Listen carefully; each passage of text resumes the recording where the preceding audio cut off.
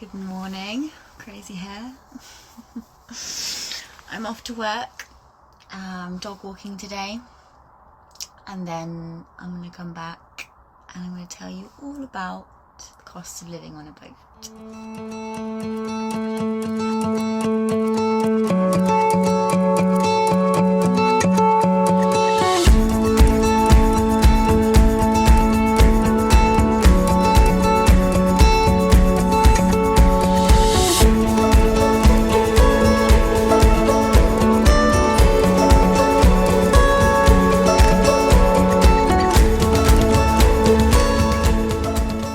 Hey YouTubers, welcome to my channel. My name is May and it is really great to have you here today. I'm going to be telling you all about the costs of living on a narrowboat. By the end of this video, you are going to understand how much it cost me to live on the narrowboat last year, and then I'm going to have a rough guesstimate of what it's going to be like to live through the winter this year. Before I get into it, can I ask a little favour? Could you please subscribe to my channel, like and comment? I really appreciate your feedback, and if you have any questions, I'll do my best to answer them. I bought this boat with my partner at the time in 2020, winter 2020. And we bought the boat for We bought the boat for £37,000. We both took out £20,000 loans from the bank. And that means that when, in 5 years' time, both of us will pay back 21,000 and something. So my personal initial investment was £20,000 to put into this boat. And I pay £360-ish a month back to the bank. And I'll be doing that for 5 years in total. Then you have the boat license. So every boat pays for a license to be on the canals. That license pays for water, it pays for rubbish, getting rid of rubbish, it pays for the canal network and the upkeep of the canal. So if you don't actually live on a canal boat and you don't live on the canal, when you next time walk down the canal, please do appreciate the fact that even though we don't pay council tax, we pay canal tax. So it's a nice little give and take in this wonderful society that we live in. Okay, just so you know, we're not freeloaders. Cool, great. £90 a month I pay back. It depends on the size of the boat how much you pay with your license, but it's around about those costs. Then there's Wi-Fi. I have an antenna that points up on top of my boat with this little thing on top. That leads into a Wi-Fi box that is in the boat, and I have never ever had a problem with internet. I used to teach English to Chinese kids from this boat in the middle of nowhere, and it worked fine. So I pay £33 a month for that Wi-Fi. I think you could probably get it cheaper. Yeah, I reckon you probably could. Next is diesel. Diesel is red diesel. So when I go and fill up my tank, I have to give a ratio of how much propulsion and how much do I use for heating this boat. The ratio is about 60-40. So I pay 60% diesel, which is actually taxed, and then 40% of that is red diesel, which is not taxed, which is a little bit cheaper. So roughly, it's very hard to say because some months I move more, some months I have my diesel engine on more to charge my batteries, but generally in the winter, I believe I spend about £20 a month on diesel. Bearing in mind, I also have an epic solar panel on my roof. It's a really good setup. I never, ever, ever in summer put on my diesel engine to charge my batteries, which is incredible.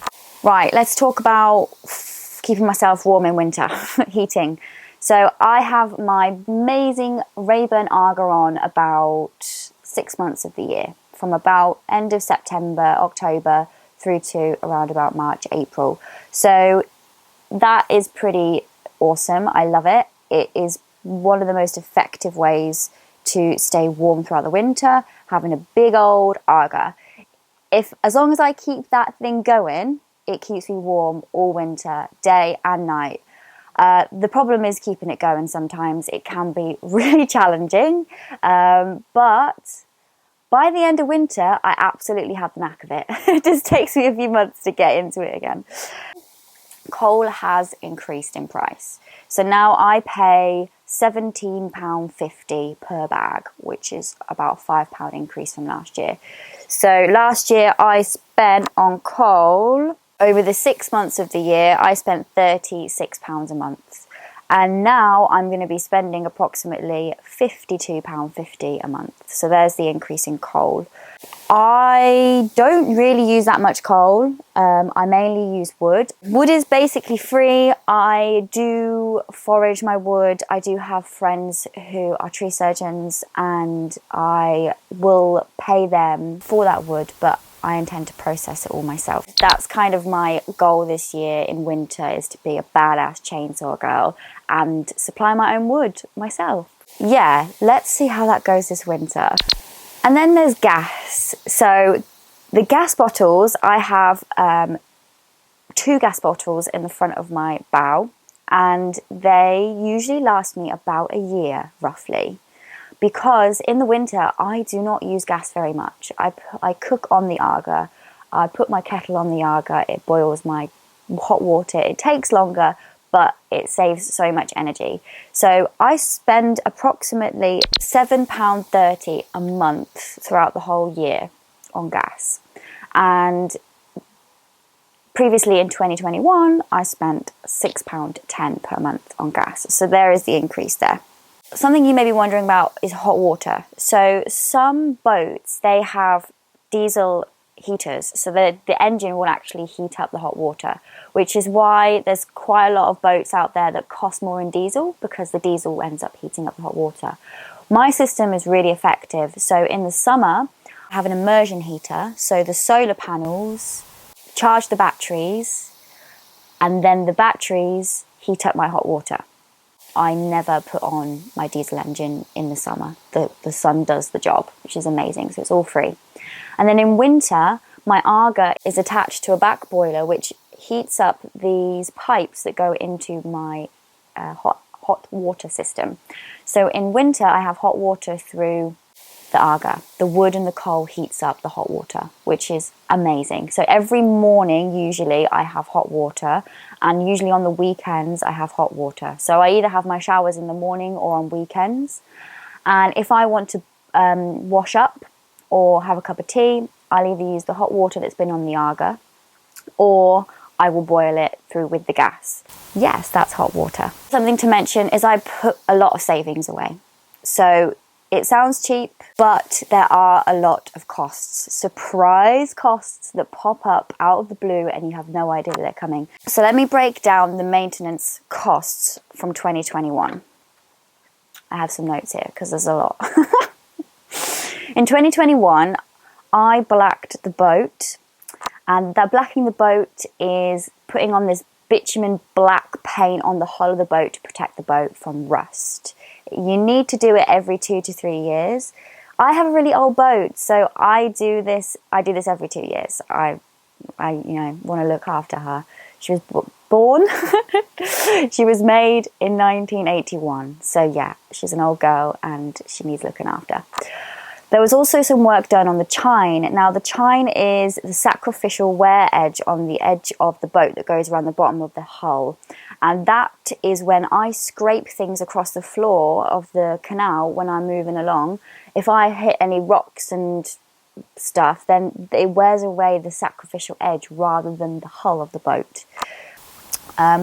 Then I also had my gunnels, which go around the outside of the boat, which is the black part of the boat that you see that's not underwater, and they were sanded back and painted. You don't have to do this, but I wanted the blacking to come all the way up to the top of the gunnels this year. So that was a little bit extra money to do that. You can paint that yourself. So that cost for that part of the maintenance, which happens pretty much every other year, is £860. That cost me £860. The diesel pump needed replacing, and the engine needed a service. The alternator belt needed replacing and tightening, needed some fluid clearing out of the engine bay. The cost of the actual diesel pump itself. I also bought myself a new rope, a mooring rope, and that cost a whopping £708.99, which was a real shock when I got that invoice, because I went in for an engine service and I came out with loads of things that needed redoing and sorting out. So yeah, that was a bit of a shock one. Early on, the beginning of 2021, we bought some covers for our hatches as well, some waterproof covers to help with the draft and with waterproofing the hatches and keeping them in good condition. So I believe we bought them from Kimver Canopies. They came out and measured it all up, and they made us some lovely leather things to go on the outside, and they cost about 300 quid. So they were my maintenance cost of 2021. That's not including things like buying paint and buying sealant for my hatches that I've been working on, but these are things that I wanted to do to help with the upkeep of the boat. So you're looking at maybe about £200 there for those projects. Altogether, the maintenance costs in 2021, as long as I haven't forgotten anything, cost £1,868.99p. I guess some of the downsides of narrowboat life is that things can go wrong and they can be really expensive. The cost of like having to overplate to protect the hull is thousands of pounds. So ultimately, when you live in a house, I think you are in a much more secure, safer environment.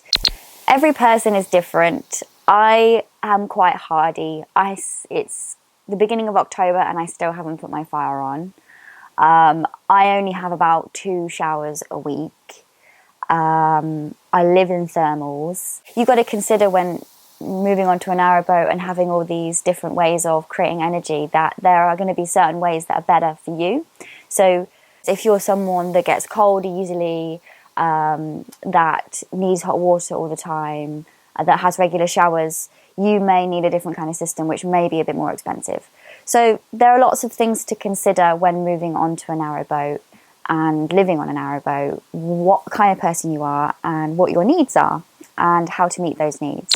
I really hope that you have enjoyed my breakdown of costs and my comparison of 2021 and the trajectory of 2022. Thank you so much for watching today. Please don't forget to hit that subscribe button.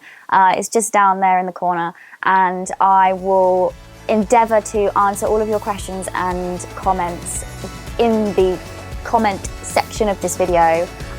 If there's any frequently asked questions, then I will also love to do a video. So if anyone wants to learn anything more about the boat and would like me to do a video on it, then please let me know. I'm more than happy to take suggestions. And yeah, I will see you next time. Thank you so much for watching. You're amazing. I love you, and I'll see you again soon. Bye. So, I'm about to demonstrate how to do a lock by yourself. Let's do this.